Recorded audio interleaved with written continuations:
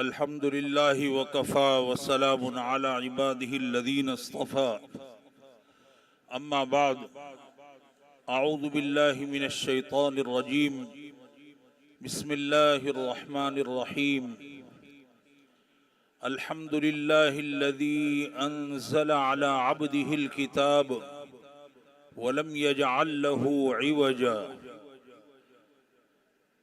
وعن فضالة بن عبيد رضي الله تعالى عنه قال قال رسول الله صلى الله عليه وسلم لله أشد أذنا إلى الرجل الحسن الصوت بالقرآن يجهر به من صاحب القينة إلى قينته.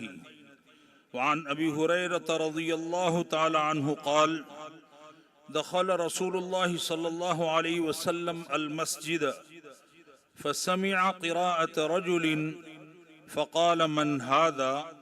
قيل عبد الله بن قيس فقال لقد أوتي هذا من مزامير آل داود. صدق الله العظيم وصدق رسوله النبي الكريم ونحن على ذلك لمن الشاهدين والشاكرين والحمد للہ رب العالمین.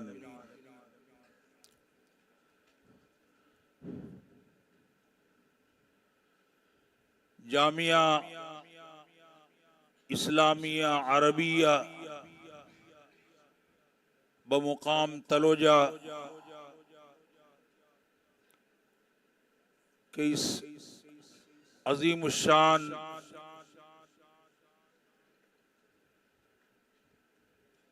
لجنت التجوید والقراءات کے سالانہ مسابقتی پروگرام میں موجود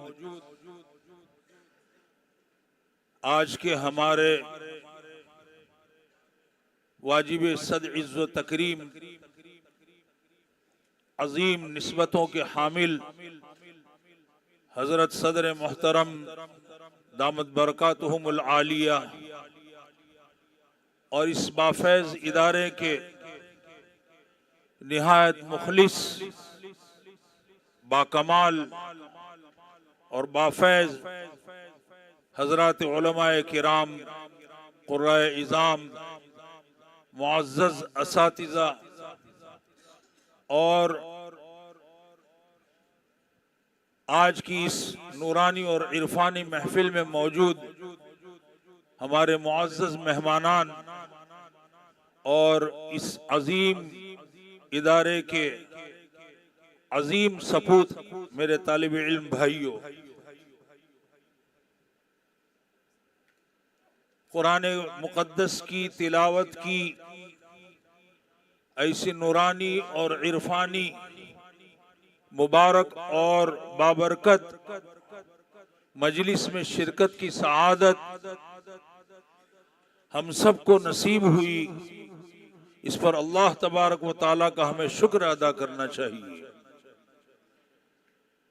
یہ محفلیں، یہ مبارک سعادتیں سب کا مقدر نہیں بنتی، یہ خوش قسمت لوگوں کا مقدر ہوا کرتی ہے. اللہ تبارک و تعالیٰ آج کے اس عظیم الشان اجلاس میں قرآن کریم کی تلاوتوں کا کرنا، اس کا سننا ہم سب کے لیے ذریعہ نجات بنائے. میں صبح سے اس مسابقتی پروگرام کا ایک ذری سلسلہ جاری تھا. کچھ وقت کے لیے باضابطہ جلسہ گاہ میں حاضری اپنی مجبوری کی وجہ سے نہیں ہو سکی کہ رات تاخیر سے پہنچے اور صبح اپنی ضروریات سے فارغ بھی ہونا تھا. لیکن الحمدللہ یہ خوبصورت صدائیں جو اس عظیم الشان اجلاس میں گونج رہی تھی، اس کی بازگشت اپنے حجرے میں سن رہا تھا. سن کیا رہا تھا؟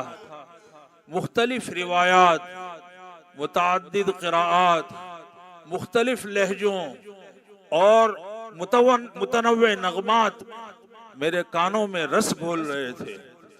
میں صبح سے سوچ رہا تھا کہ میں جس ادارے میں حاضر ہوا ہوں، اس ادارے کے بچوں بلکہ سارے جہاں کے بچوں کا یہ حال ہے۔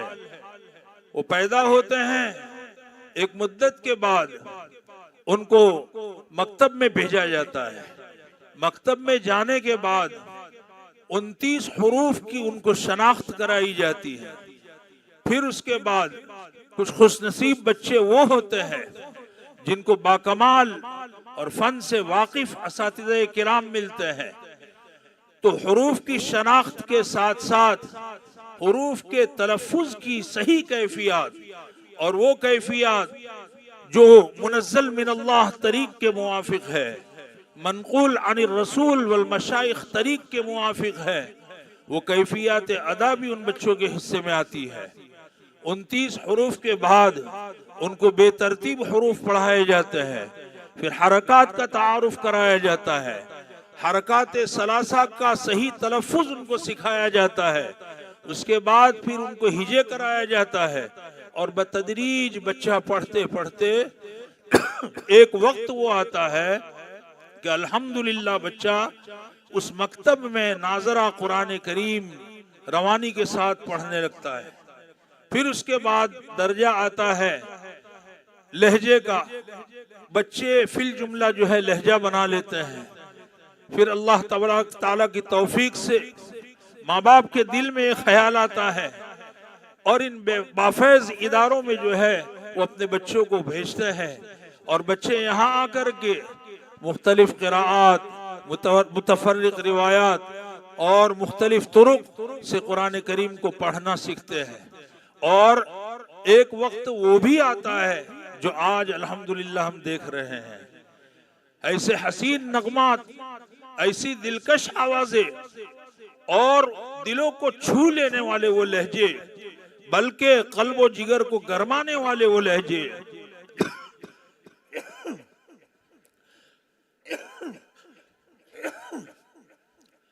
یہ جب سنتے ہیں تو پچھلی بھولی بسری کہانی جو ہے ہمیں یاد آ جاتی ہے۔ میرے عزیزو، میری گفتگو کا اصل مخاطب آپ ہی ہیں۔ میں آپ سے عرض کر رہا ہوں، آپ ان اداروں کی قدر پہچانیے، آپ اپنے اساتذہ کرام کے سامنے زانوئے تلمذ ادب کے ساتھ طے کریے، آپ ان کی قدر پہچانیے۔ سنت اللہ یہ جاری رہی ہے کہ اساتذہ کے واسطوں سے علم آتا ہے، تو جن واسطوں سے آپ کو علم آ رہا ہے ان واسطوں کی قدر پہچانیے، ان کی خدمت کیجیے، اور ان کے علوم اور فیوض سے بھرپور فائدہ اٹھائیے۔ انشاءاللہ وہ وقت آپ کا آنا ہے کہ آپ بھی انشاءاللہ ایک بافیض معلم اور باکمال مدرس بنو گے۔ میرے گلے میں تکلیف ہے، بولنا میرے لیے دشوار ہے، لیکن بولنا ضروری اس لیے ہے کہ یہ ادارہ آپ کا نہیں ہے، میرا بھی ہے۔ اس لیے کچھ ضروری باتیں مختصر وقت میں عرض کروں گا، اسے سننا ہے اور ان کو اوڑھنا بچھونا بنانا ہے۔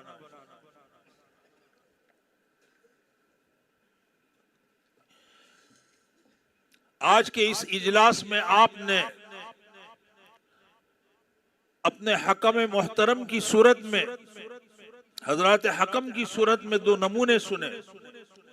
یہ بھی میرے عزیزو آپ کی طرح ایک طالب علم تھے، انہوں نے بھی حروف ہجائیہ مکتب میں پڑھے، پھر بے ترتیب پڑھے، جس ترتیب سے آپ نے پڑھا انہوں نے بھی پڑھا، لیکن اپنے آپ کو انہوں نے اس عظیم علم و فن کو جس طرح حاصل کرنا تھا اس طرح اپنے آپ کو کھپایا، اور اپنے آپ کو بنانے اور سنوارنے کی انہوں نے فکر کی، تو اللہ سبحانہ وتعالیٰ نے آج ان کو اس طرح نوازا ہے۔ ان کے قراتوں کو سن کر آپ کے دل میں غیر معمولی مسرت کا جو ہے آپ کو احساس ہو رہا ہے۔ یہ بھی اسی طرح آپ ہی کی طرح انہوں نے بھی مختلف اداروں میں جو ہے فیض پایا ہے۔ اس لیے سب سے پہلے اس ادارے کے جو احسانات آپ کے اوپر ہے اس کو مت بھولیے، آپ کے اساتذہ کے جو بے پایا کرم ہے آپ کے اوپر اس کو فراموش مت کریے۔ ان چیزوں کی قدر پہچان کر اس فن کو کما حق حاصل کرنے کی کوشش کریے۔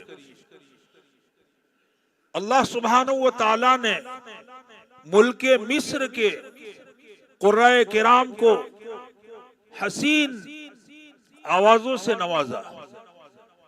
وہاں کے قراء نے اللہ کی اس بے بدل اور جنتی نعمت کی قدر پہچانی اور بچپن سے لے کر جوانی تک اللہ کی اس عظیم نعمت کی قدر پہچان کر شب و روز کی تمیز کو ختم کر کے انہوں نے اپنے آپ کو جو ہے قراءت قرآن کی تحسین اور اس کی تزیین کے لیے لگایا، اور اپنے انداز قراءت کی تحسین اور اس کی تزیین کو بنانے اور سنوارنے کے لیے انہوں نے نہ دن دیکھا نہ رات دیکھی، شب و روز کی تمیز ختم کر دی، اور اس کے بعد پھر جو ہے اللہ سبحانہ و تعالی نے ان کو بھی وہ دن دکھایا کہ آج ان کے نام جب آتے ہیں تو عقیدت سے ہمارے گردنیں جو ہے جھک جاتی ہے۔ اللہ تبارک و تعالیٰ کی توفیق سے جب ان کی شہرت بڑھی اور خدا نے ان کو توفیق بخشی تو دنیا کے مختلف ممالک کے انہوں نے اسفار کیے اور اپنی جاذب انداز تلاوت سے خلق خدا کو جو ہے کلام الہی سے قریب کیا۔ میں قرائے مصر میں سے صرف ایک ہستی کا حوالہ آج میں آپ کے سامنے بطور نمونہ جو ہے پیش کرنا چاہتا ہوں۔ آپ نے شیخ مصطفیٰ اسماعیل رحمہ اللہ کا نام سنا ہوگا۔ شیخ کی زندگی بچپن کی، ان کے حالات، ان کے تراجم میں نے پڑھے، مجھے تعجب ہوتا ہے اس مدرسے سے اس مدرسے میں، اس مدرسے سے اس مدرسے میں، جہاں ان کو بافیض معلم نظر آیا، با کمال استاد نظر آیا، وہاں پہنچ گئے، ان کی منت سماجت کی، ان کی خدمتیں کی اور ہر طرح کے جتن کیے اور بھرپور انداز میں جو ہے انہوں نے جو ہے اس فن کو جو ہے حاصل کیا، اپنی ادائیگیوں کو مخارج، صفات، اصول اور ضوابط کے سانچے میں ڈھالا اور خدا کی دی ہوئی اس دلکش آواز کو، خدا کے کلام کو بنانے اور سنوارنے کے لیے جو ہے ہر طرح کی کوششیں کی اور اپنے انداز کو ایسا انہوں نے بنایا اور سنوارا کہ آج ان کی تاریخ میں لکھا جا رہا ہے کہ نامور قرہ عوام نہیں، نامور قرہ ان کی قرات کے حسن کے، بلکہ میں کہوں گا بے مثال حسن کے قائل ہو گئے۔ عوام نہیں، نامور قرہ۔ اور صرف آپ یہ نہ سوچے کہ عوام اور قرہ جو ہے ان کے قائل ہوئے، اللہ تبارک و تعالیٰ نے اپنے کلام میں ایسی جاذبیت کشش رکھی ہے کہ وقت کے حاکم بھی جو ہے ان کے گرویدہ ہو گئے۔ ملک مصر کا حاکم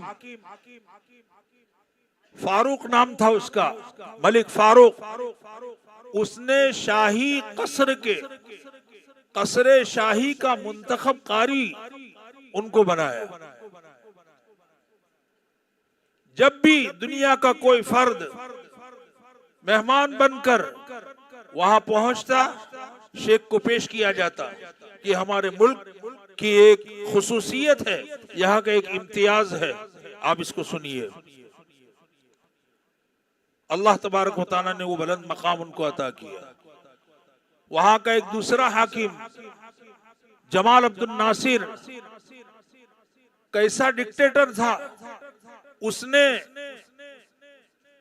مجھے ایک تنظیم کا نام لینے میں تھوڑا سا حجاب ہو رہا ہے، الاخوان المسلمون، اس کے کارکنوں کے ساتھ بالکل بے گناہ، جن کا کوئی جرم نہیں، صرف دین کی دعوت وہ دیتے تھے، ان کے ساتھ اس نے جو برتاؤ کیا وہ آج لوگوں کے سامنے ہے، تاریخ گواہ ہے اس پر، اس کی ظلم و جبر، اس کے جبر و استبداد کی تاریخ لکھی گئی ہے۔ وہ بھی شیخ مصطفیٰ اسماعیل رحمہ اللہ کا اکرام کرتا تھا، صرف ان کی قرات کے حسن کے باعث۔ تیسرا، وہاں کا حاکم انور سادات فلسطین جانے والے وفد میں اپنے ساتھ شیخ مصطفیٰ اسماعیل رحمہ اللہ کو لے جاتا ہے، اور وہاں جا کر کے لوگوں کے سامنے بیان کرتا ہے کہ یہ ہمارے ملک کے نمائندے ہیں۔ چنانچہ شیخ جب وہاں تشریف لے گئے تو شیخ کو اللہ تبارک و تعالیٰ نے عظیم سعادت بھی نصیب فرمائی کہ مسجد اقصی بیت المقدس میں ان کو تلاوت کا جو ہے شرف حاصل ہوا۔ اس لیے میرے بھائیوں، یہ خدا کا وہ کلام ہے جس کو تم پڑھتے ہو، پڑھاتے ہو، جس کو تم سیکھتے ہو، اپنے ساتھیوں کو سکھانے کی کوشش کرتے ہو، اور اگر تم نے اپنی نسبت اس مقدس کلام کے ساتھ مضبوط کر لی تو اللہ تبارک و تعالی یہ دن آپ کو بھی دکھائیں گے۔ اللہ علیم اور خبیر ہے، وہ جانتا ہے ہم کیا کرتے ہیں۔ ان اللہ لا یضیع اجر المحسنین، اللہ کسی کی محنت کو ضائع نہیں کرتے ہیں۔ اس لیے آج کے اس مبارک اجلاس کے اسٹیج سے میں تمام اپنے عزیزوں سے کہوں گا جنہوں نے اپنے آپ کو کھپا کر قربانی دے کر کے اس قابل بنایا کہ وہ مسابقے تک پہنچے، آپ یاد رکھیے ہر منزل کے بعد ترقی کی ایک منزل ہے۔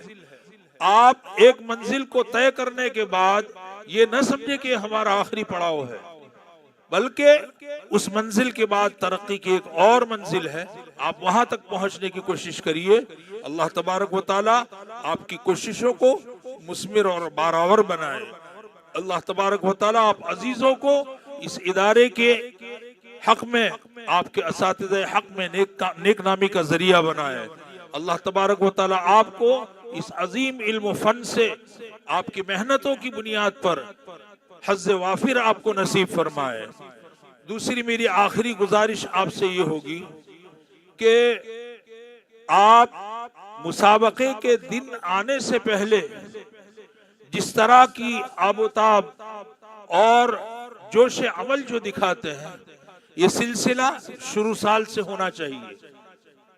اگر آپ نے اپنی سر کی آنکھوں سے مختصر ایام میں کی ہوئی محنت کا بہترین نتیجہ اگر اس کا مشاہدہ کیا ہے تو آپ اس پر غور کریے۔ اگر اس محنت کی مقدار کو بڑھا کر شروع سال سے لے کر کے چلیں گے تو آپ کی قرات کا معیار کہاں تک پہنچے گا۔ اللہ تبارک و تعالی اس کی توفیق عطا فرمائے۔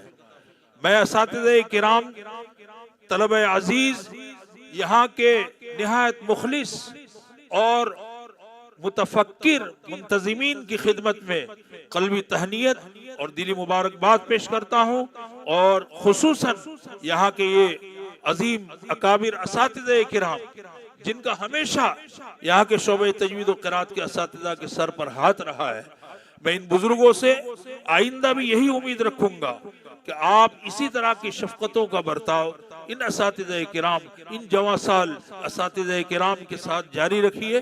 انشاءاللہ اس عظیم اجر میں آپ کا بھی پورا حصہ ہوگا۔ آخری گزارش میری یہ ہے، میں ہمیشہ اس بات کا قائل تھا، قائل ہوں اور قائل رہوں گا کہ آپ نفس سے مشق اور ریاضت کو صرف ایک ہاتھ میں لے کر نہ چلے، دوسرے ہاتھ میں آپ کے یہ عظیم علم و فن کا ذخیرہ ہونا چاہیے، یعنی مشق و ریاضت کے ساتھ علم و مطالعہ۔ اگر آپ نے غور سے سنیے، باتیں مت کریے، جو طلبہ اس فن کو پڑھتے ہیں اگر میری اس بات پر کان دھریں گے تو مستقبل میں میرا نام لے کر وہ دعائیں کریں گے۔ آپ ایک طرف کے ہو کر مت رہ جائیے، مشق و ریاضت کے ساتھ علم و فن کیسے حاصل ہو، علم و مطالعہ کیسے کرنا ہے، یہ بھی اپنے اساتذہ سے سیکھیے۔ یعنی کہنے کا خلاصہ یہ ہے کہ اپنے اندر جامعیت پیدا کرنے کی کوشش کریں. آپ ایک قرات پڑھ رہے ہیں، کون سے امام کی قرات ہے، کون سے راوی کی روایت ہے، کون سے طریق کی یہ وجہ ہے، اور اس وجہ کی صحیح کیفیت ادا کیا ہے. یعنی تجوید علمی اور عملی دونوں چیزیں آپ کے دونوں ہاتھوں میں ہونی چاہیے. اگر آپ نے اپنے آپ کو اس طرح بنایا تو مستقبل میں انشاءاللہ ایک مبصر مدرس بنو گے آپ. اور اگر آپ نے فن کو حاصل نہیں کیا تو خود اپنی ذات پر خود مطمئن نہیں ہو تو بھلا دوسرے کو کیسے مطمئن کر سکو گے. یہ بہت اہم بات ہے. میں اساتذہ کرام سے بھی گزارش کروں گا کہ اس طرف طلباء کو بار بار متوجہ کریں.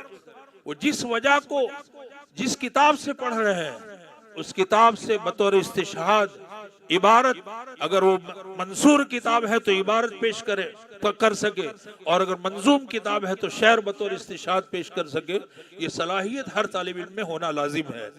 میں پھر سے جاتے ہوئے ایک مرتبہ دلی مبارکباد اور قلبی تہنیت پیش کرتا ہوں.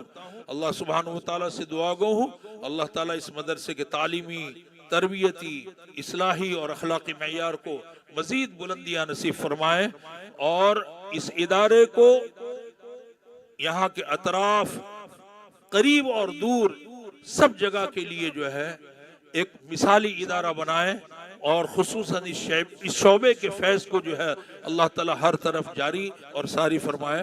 وآخر دعوانا ان الحمدللہ رب العالمین. جزاکم اللہ خیرا و احسن الجزاء.